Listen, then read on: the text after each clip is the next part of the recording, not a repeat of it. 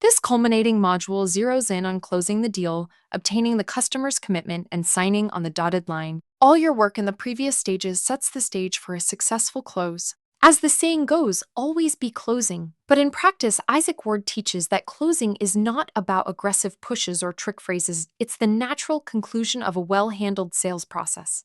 If you've built rapport, identified needs, presented the right solution, and handled objections, the close should feel almost seamless. That said, this module will equip you with a variety of closing techniques and tips to use with different customer situations and how to gracefully navigate the paperwork and delivery process.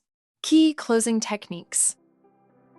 Assumptive close. Throughout the process, and especially as you approach the end, speak and act with the assumption that the customer will buy, provided you've addressed all concerns. For instance, you might start filling out a buyer's order while casually saying, "So you'd want the car in the dark blue, right?" This works on customers who have given positive signals but haven't said the words, "I'll take it" yet. It nudges them along without being pushy, by framing the next steps as a given. Many customers will simply go along if no objections remain. They might respond, "Yes, the dark blue looks great," effectively agreeing to move forward. Direct close, ask for the sale. Sometimes the simplest technique is best. Just ask. "Are you ready to make this car yours today?" It's straightforward and clear. Don't be timid. Ask confidently and then pause. Silence after asking is a powerful tool. It puts the ball in the customer's court, and often the next person who speaks will be the customer either saying yes or revealing the final hurdle. A direct close is effective with decisive customers or when you sense they're just waiting for the prompt. Choice close. This is a softer approach where you ask a question that assumes the sale but offers a choice. Would you like to schedule delivery for this evening or tomorrow? Or do you prefer financing for 60 months or 72 months? Either answer moves toward closing. It helps customers feel in control of a small decision while the big decision, buying, is implicitly made. Summary close. Here, you recap all the key points of agreement and value before asking for the sale. So, John, as we discussed, this SUV has everything your family needs: the space, the safety features, plus that certified warranty for peace of mind. And with the deal we worked out, we're at your target monthly payment. It seems like the perfect fit. Shall we go ahead and finalize the paperwork so you can take it home? Summarizing reinforces why saying yes makes sense, and often the customer will agree because you've logically laid it out. Fear of lost close. People are motivated by potential loss. If there's a genuine circumstance of scarcity, like the model they want is in limited supply or an incentive is expiring, you can use it tactfully. I'll be honest, there are only 2 of these left in stock, and we've had a lot of interest this week. I'd hate for you to miss out on the color and package you love. If this is the car for you, it might be wise to secure it today.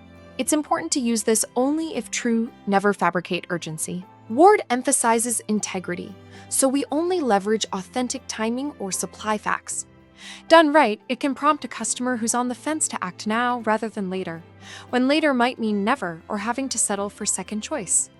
Puppy dog close. Particularly useful in car sales. Let the customer take ownership mentally or even physically. For example, handing them the keys and saying, "Go ahead, park it next to your current car to see how it looks in your driveway," or "Why don't you take the car home overnight and see how it fits in your garage and daily routine?" This isn't always possible with every dealership's policy, but even suggesting it can create the sense that the car is already theirs. Many people, once they envision the car as mine, won't want to give it up. If an overnight test drive or weekend demo is allowed, it's a strong closing tool. The customer literally tries out ownership. Handling the paperwork smoothly. Once the customer says, "Yes, let's do it," a new phase begins, finalizing the deal. It's vital to keep the momentum and positive vibe through financing, paperwork, and vehicle delivery. Brief the customer on what happens next. Great. The next step is we'll do a bit of paperwork. I'll just need your driver's license and insurance info to get started. We'll also have you meet with our finance manager to go over options like extended warranties or protection plans. Totally up to you, but it's our job to explain them. Then we'll sign the final documents and get you on the road. Set expectations so they aren't caught off guard by any part of the process. During paperwork, stay with your customer or check on them frequently if someone else is handling financing. This reinforces that you are their point person till the very end. If any issues arise, credit approval delays, etc., keep them informed and comfortable.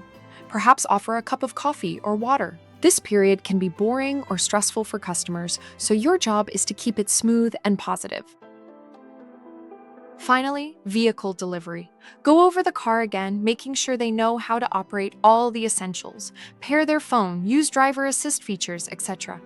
This delivery orientation is the last chance to reinforce they made a great decision and to express gratitude. Take a photo of them with the new car. If they agree, congratulate them and sincerely thank them for their business. Let them know you'll follow up soon and that they can contact you for any questions. This closing moment should feel celebratory. After all, buying a car is a big milestone for many people. Make it special. Some dealerships ring a bell or give a small gift. Consider what Shield's practice will be. WBG's approach to closing is encapsulated by his mantra, always serve, then close. If you serve the customer's needs through the whole process, the close is just the natural next step. Not a battle, but a win-win conclusion. Also, Word reminds us that confidence is key.